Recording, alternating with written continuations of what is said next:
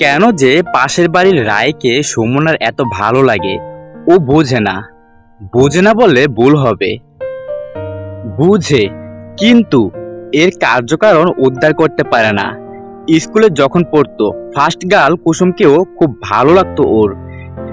এই ভালো লাগা হয়তো বাকি সবারও লাগতো, কারণ কুসুম ভালো লাগার মতোই একটা মেয়ে ছিল।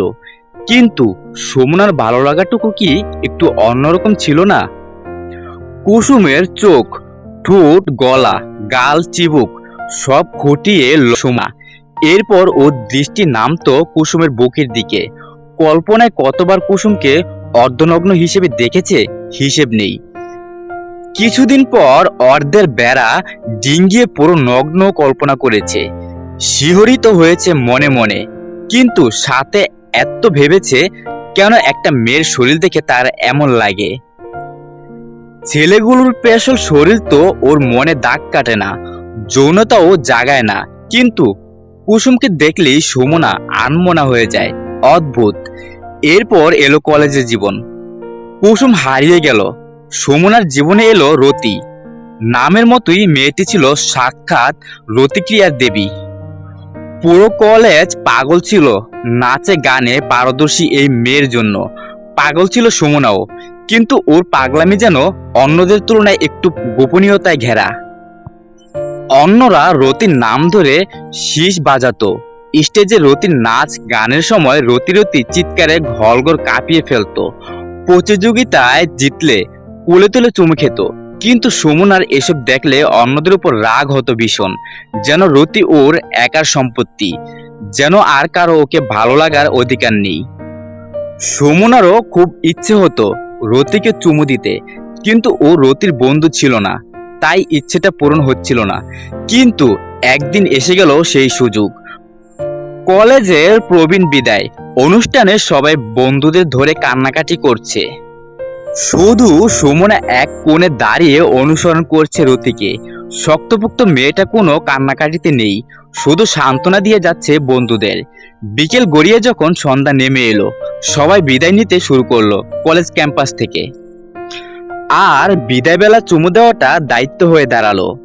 মোটামুটি সবাই সবার গালে বিদায় চুম্বন দিতে লাগলো। দুষ্ট কয়েকটা মেয়ে কারো কারো ঠোঁটে ঠোঁটে লাগিয়ে ভোদর। বন্ধুত্ব এমনই, দুষ্টুমিতে ভরা। সুমনার মনে হলো এটাই শেষ সুযোগ। এই সুযোগে রতিকে চুমু দিলে কেউ কিছু মনে করবে না, তাই পায়ে পায়ে এগিয়ে গিয়ে ও রতির সামনে দাঁড়ালো। রতির চোখে প্রশ্ন এঁকে এক পলক দেখলো সুমনাকে। সুমনার বুক হাঁপড়ের মতো ওঠানামা করতে লাগলো। মনে অন্য অনুভূতি আছে বলেই বোধহয় এত সহজেও অন্যদের মতো রতিকে জড়িয়ে ধরে গালে একটা চুমু দিতে পারছে না। ওর চুমু তো আর নির্দোষ নয়।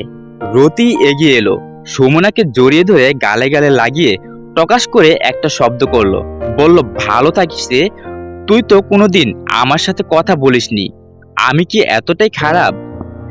ব্যাস, সুমনা জানে না রতির কণ্ঠের এই আবেগ ওর মনে কি ঝড় তুললো। শুধু জানে এর পরের মুহূর্তটায় ও রতিকে আঁকড়ে ধরে রতির ঠোঁটে চেপে ধরেছিল নিজের ঠোঁট। হতভম্ব রতি হ্যাচকা টানে নিজেকে সরিয়ে নিয়েছিল সুমনার বাহু থেকে। হোয়াট দ্য ফাক বলে চিৎকার করে উঠেছিল। ঠাস করে চর বসিয়ে দিয়েছিল সুমনার গালে। সেই স্মৃতি এখনো লাল টকটকে হয়ে সুমনাকে পোড়ায়। রতির সহানুভূতিতে নিজের বোধ হারিয়ে ফেলার জন্য ও কখনই ক্ষমা করতে পারে না নিজেকে। ভাগ্যিস আশেপাশের কেউ খেয়াল করেনি ব্যাপারটা। করলে কিংবা রতি ব্যাপারটা ছড়িয়ে দিলে কলেজ জীবনের শেষ দিন হতে পারত সুমনার জীবনেরও শেষ দিন। এখন বিশ্ববিদ্যালয় জীবনে এসে জুটেছে রায় বিনোদিনী। সুমনা কিছুতেই মেয়েদের প্রতি আকর্ষণ থেকে বের হতে পারছে না। সমকামিতা ব্যাপারটা নিয়ে পড়াশোনা করার পরও সুমনা পাপবোধ করে। একটা প্রশ্ন ঘুরে ফিরে মাথায় আসে, হোয়াই মি? কিন্তু কোনো উত্তর মেলে না। ছেলেদেরকে ভালো লাগানোর কোনো চেষ্টাও করেনি তা কিন্তু নয়, কিন্তু সব ভালো লাগাই প্লাটোনিক।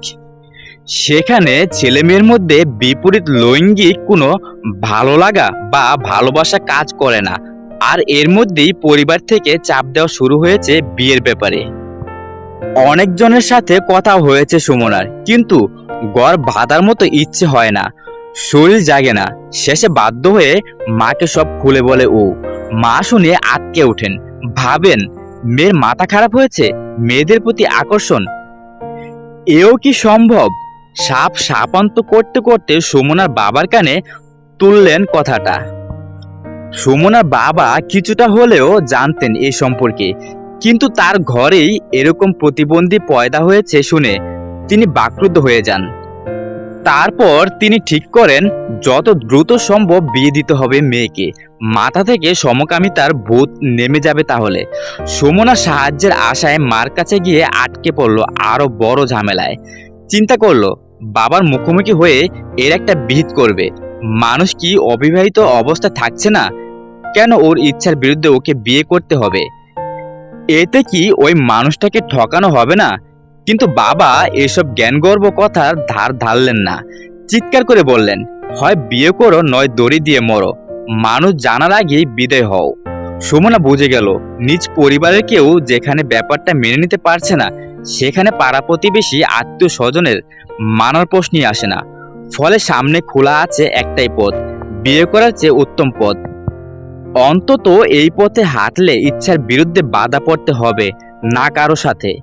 সমাজে ওর সেক্সুয়াল এরিয়েন্টেশন জানাজানি হবে না, বাবা মা বেঁচে যাবেন ধিক্কার থেকে, ছোট বোনের বিয়ের জন্য ঝামেলা হবে না, সর্বোপরি নিজে মুক্তি পাবে অনুতাপ থেকে।